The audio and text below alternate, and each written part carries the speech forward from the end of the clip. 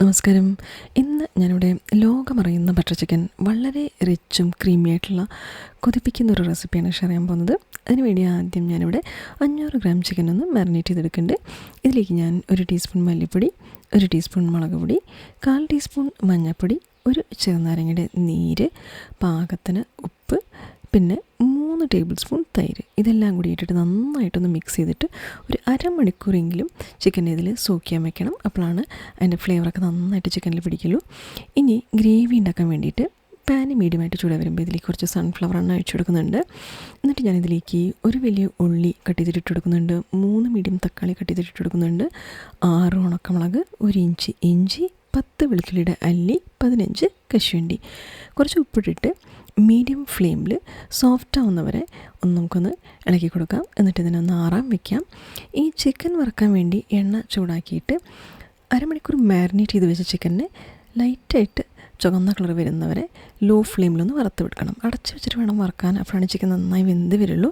കുറച്ചതിന് ശേഷം നമുക്ക് മറച്ചിടാൻ മറ്റേ ഭാഗം കൂടി നന്നായിട്ടൊന്ന് വേവിച്ചെടുക്കാൻ വേണ്ടിയിട്ട് ചിക്കനെ ലൈറ്റായിട്ടൊന്ന് കരിപ്പിക്കാം. അപ്പോൾ ചിക്കൻ വെന്ത് വരുമ്പോൾ നമ്മൾ ഈ ഗ്രേവീനെ സെമി സ്മൂത്തായിട്ടൊന്ന് ബ്ലെൻഡ് ചെയ്തെടുക്കണം. ഇവിടെ ചിക്കൻ വെന്തതിന് ശേഷം നമുക്ക് എടുത്തിട്ട് നമുക്കിതിനെ ഒരു ബൗളിലേക്ക് മാറ്റാം. ചെറുതായിട്ടൊന്ന് കരിപ്പിക്കാം. അപ്പോഴാണ് ആ സ്മോക്കി ഫ്ലേവർ, അതാണ് നമ്മുടെ ബട്ടർ ചിക്കൻ്റെ സിഗ്നേച്ചർ, ആ സ്മോക്കി ടേസ്റ്റ് അത് വരാൻ വേണ്ടിയിട്ട് ലൈറ്റായിട്ടൊന്ന് ചിക്കനെ കരിപ്പിക്കാം. അതേ പാനിൽ തന്നെ കുറച്ച് വെണ്ണ ഇട്ട് കൊടുക്കുന്നുണ്ട്. ഇതിലേക്ക് ഞാൻ ഒരു വലിയ ഉള്ളി ചെറുതായി കട്ട് ചെയ്തിട്ട് ഇട്ട് കൊടുക്കുന്നുണ്ട്, 1 ഇഞ്ച് പട്ട, 3 ഗ്രാമ്പു, 2 ബിരിയാണിയുടെ ഇല. ഉള്ളിനെ ലൈറ്റായിട്ടൊന്ന് ചുവന്നനെ വറുത്തെടുത്തതിന് ശേഷം ഇതിലേക്ക് 1 ടീസ്പൂൺ മല്ലിപ്പൊടി, 1 ടീസ്പൂൺ മുളക് പൊടി, 1/2 ടീസ്പൂൺ ഗരം മസാല പൊടി, 1/4 ടീസ്പൂൺ മഞ്ഞൾപ്പൊടി, ലോ ഫ്ലെയിമിൽ ഒന്ന് ആ പച്ച ടേസ്റ്റ് മാറുന്നവരെ ഒന്ന് ഇളക്കി കൊടുക്കാം. എന്നിട്ട് ബ്ലെൻഡ് ചെയ്ത് വെച്ച ആ പേസ്റ്റിനെ ഇതിലേക്ക് ഇട്ടിട്ട് ഒരു 2 മിനിറ്റ് ഒന്ന് നമുക്കതിനെ വേവിച്ചെടുക്കാം. വറുത്ത് വെച്ച ചിക്കനെ ഇതിലേക്ക് ഇട്ട് കൊടുക്കാം. നന്നായിട്ടൊന്ന് ലോ ഫ്ലെയിമിൽ ഇളക്കി കൊടുത്ത് ആ ബൗളിൽ കുറച്ച് മസാല ഉണ്ടാവുമല്ലോ, അതിലേക്ക് കുറച്ച് ചൂടുള്ള വെള്ളം ഒഴിച്ചു കൊടുക്കാം. പാകത്തിന് ഉപ്പിട്ടിട്ട് മസാലയുടെ വെള്ളത്തിന് ഈ ഗ്രേവിയിലേക്ക് ഒഴിച്ചു കൊടുക്കാം. നന്നായിട്ടൊന്ന് ഇളക്കി കൊടുക്കാം. അടച്ചു വെച്ച് ഒരു 10 മിനിറ്റ് വേവിച്ചെടുക്കണം. ഇടയിലൊന്ന് ഇളക്കി കൊടുക്കണം, അപ്പോഴാണ് ഗ്രേവി അടി പിടിക്കാണ്ടിരിക്കുള്ളൂ. 10 മിനിറ്റ് അതിൻ്റെ ശേഷം എണ്ണയൊക്കെ നന്നായി തെളിഞ്ഞ് വന്നിട്ടുണ്ട്.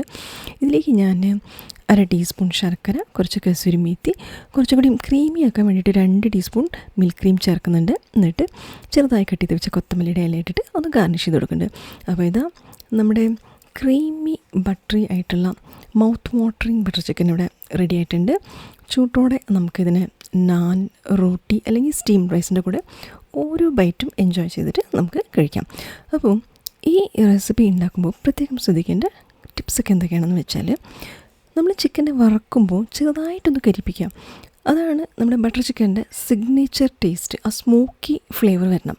അപ്പോൾ അതിന് വേണ്ടി തന്നെ ലൈറ്റായിട്ടൊന്ന് ചിക്കനെ കരിപ്പിച്ച് വറുത്തെടുക്കുന്നത്. പിന്നെ നമ്മൾ ഈ വറുത്ത ചിക്കനെ ഗ്രേവിയിൽ മിക്സ് ചെയ്യുമ്പോൾ ലോ ഫ്ലെയിമിൽ വെച്ചിട്ട് വേവിക്കുന്ന സമയത്ത് ഇടയിലൊന്ന് ഇളക്കി കൊടുക്കണം. ഗ്രേവി അടി പിടിക്കാണ്ടിരിക്കാൻ വേണ്ടിയിട്ടാണ്, അതൊന്ന് പ്രത്യേകം ശ്രദ്ധിക്കുക.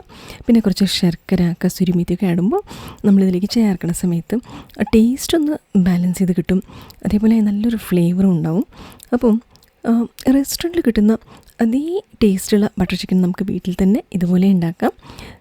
റെസിപ്പി ഒന്ന് നിങ്ങൾ ട്രൈ ചെയ്ത് നോക്കിയിട്ട് നിങ്ങളുടെ അഭിപ്രായങ്ങളൊക്കെ ഒന്ന് അറിയിക്കുക.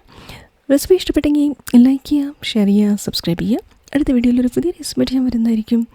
എല്ലാവർക്കും നന്ദി, നമസ്കാരം, താങ്ക് യു.